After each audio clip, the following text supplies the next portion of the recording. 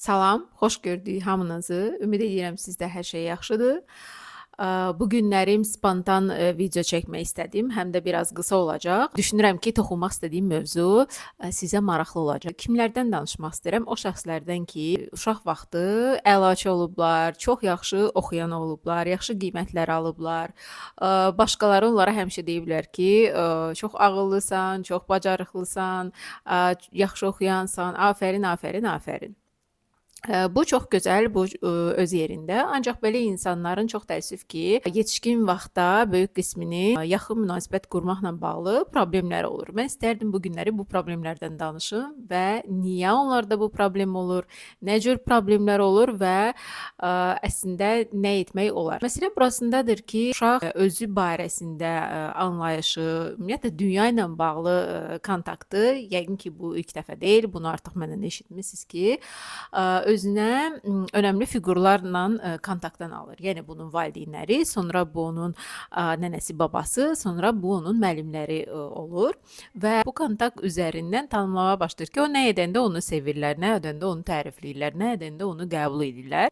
Belə insanlara da əsasən qiymətləri ilə, əlaçı olduğuna görə, ağıllı olduqlarına görə, başarıqlı olduqlarına görə daim tərif, təsdiq, önəm gördüklərindən və ancaq belə qəbul olduqlarından onlarda münasibətə girmə forması da artıq bu yöndə olur. İşdə çox gözəl, başarıqlı ola bilirlər, çünki məqsəd qoyurlar, bacarıqlı olurlar. Təhsildə çox gözəl, bacarıqlı ola bilirlər, çünki yaxşı qiymət almağa çalışırlar, imtahanlardan yaxşı keçirlər.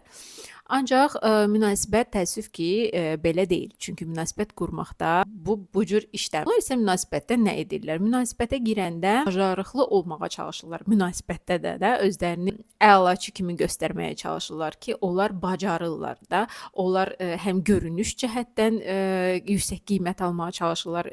Tutalım ki, hansısa bir görüşə gedəndə və yaxud da hansısa bir ortama girəndə çox baxımlı olmağa çalışırlar. Sanki orada qiymət alacaqlar ki, hə, hər şey qaydasındadır və yaxud da münasibətdə nəyisə edəndə hədsiz yüksək səviyyədə bunu etməyə çalışırlar.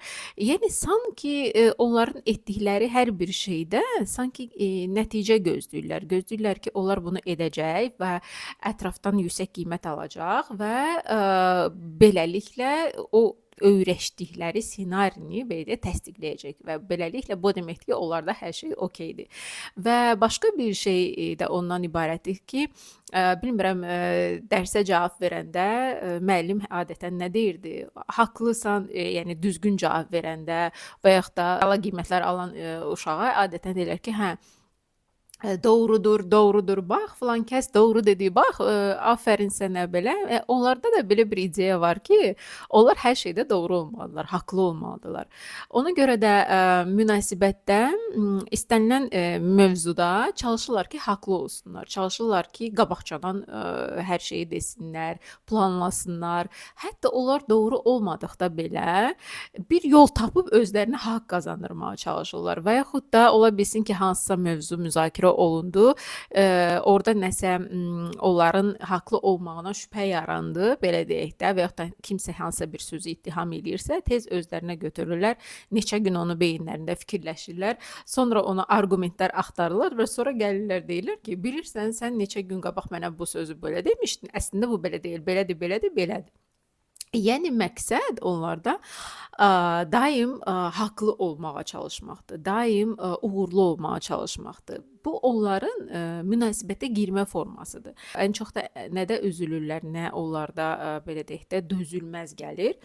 Nə vaxt ki, onlarda nəsə alınmır. Tutalım ki, münasibətə girirlər, münasibət davam etmir və yaxud da yarımçıq qalır və yaxud da ola bilsin ki, həmən onu seçmirlər. Tutalım ki də başqa insanı seçdilər, onu seçmədilər və onlar bunu həzm edə bilmirlər. Çünki onlar üçün bu bacarıqsızlıq deməkdir, uğursuzluq deməkdir. Uğursuzluq, yəni 2 almaq deməkdir, belə deyək. Necə ki, məktəb vaxtı, necə ki, uşaq vaxtı 2 alınmaq olmazdı onlara, ona üzülürdülər, aşağı qiymət, hətta 4 almaq belə onlara qəbul olunmazdısa, yəni kifayət qədər yaxşı da, yox mütləq əla olmalı idisə, onlar bax ona münasibətdə də belə hallar olanda, harda ki həssas olurlar, harda ki biraz zəif olurlar, harda ki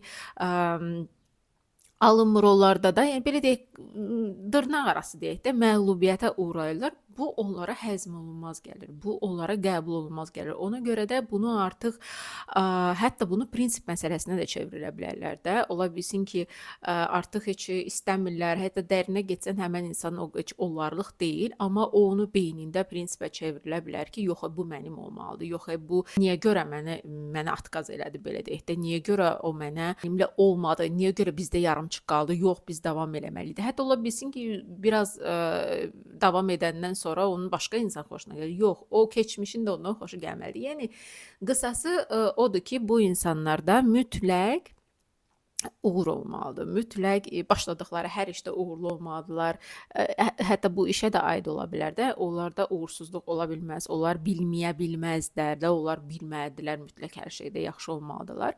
Və çox təəssüf ki, ona görə də bax münasibətlərdə problem yaşanır. Çünki münasibət məhkəmə zalı deyil. Yəni münasibətdə faktor o deyil ki, kim haqlıdır, kim haqsızdır. Həm də bu çox yorucu bir şeydir də. Yəni hər dəfə haqlı olmağa çalışmaq, hər dəfə haqlı olduğunu sübut eləməyə çalışmaq, bu qarşıdakı insanı da yora bilir və bu artıq qarşıdakı insanla insani münasibət yox da konkurensiyaya çevrilir. Yəni kim haqlıdır, kim üstündür, hakimiyyətdə bu artıq hakimiyyət uğrunda mübarizəyə oxşur. Bu artıq münasibətə oxşamır. Çünki münasibətdə hakimiyyət yoxdur. Münasibətdə sən varsan, mən varam. Biz hər ikimiz də bərabər hüquqluyuq. Hər ikimizin də fikirləri var, hər ikimizin də hissləri var.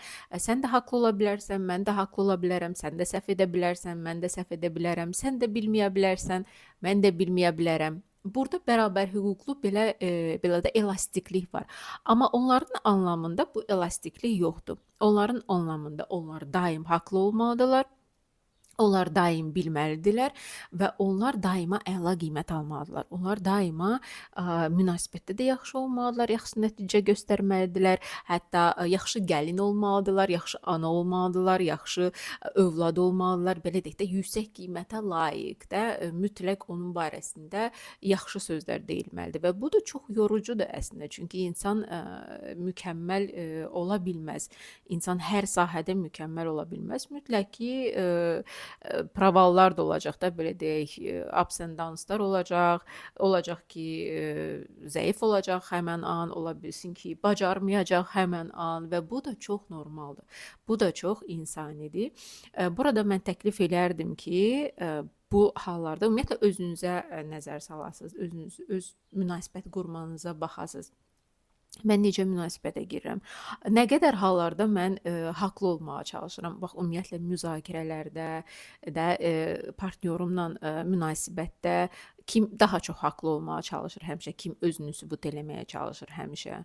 Bu barədə özünüzə sual verə bilərsiniz, ümumiyyətlə müşahidəyə keçə bilərsiniz və yaxud da mən nə hiss edirəm adətən münasibətdə, mükəmməl olmalıyam-mı, görünüşüm daima qaydasında olmalıdırmı, elədiyim şeylər daima qaydasında olmalıdır, təşkil elədiyim şeylər məsəl üçün, aldığım şeylər mütləq ölçüb biçirəmmi, bu filan kəsin adına layiqdir, yoxsa yox, bu filan kəsə bunu bəyənəcək, yoxsa öz içimdən gəldiyi kimi. Yəni olar olmaz, mən bunu seçmişəm də və yaxud da mən bunu bacarıram və yaxud da mənim buna imkanım çatır. Yoxsa yox, mən mütləq ən yaxşısını eləməliyəm. Mənim imkanım olmasa belə ən yaxşısını göstərməliyəm.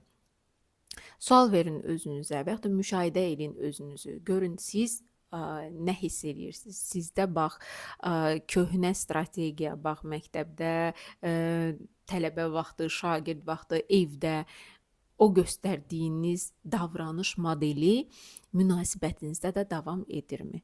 Əgər davam edirsə, o zaman bəlkə dəyişməkdə fayda var.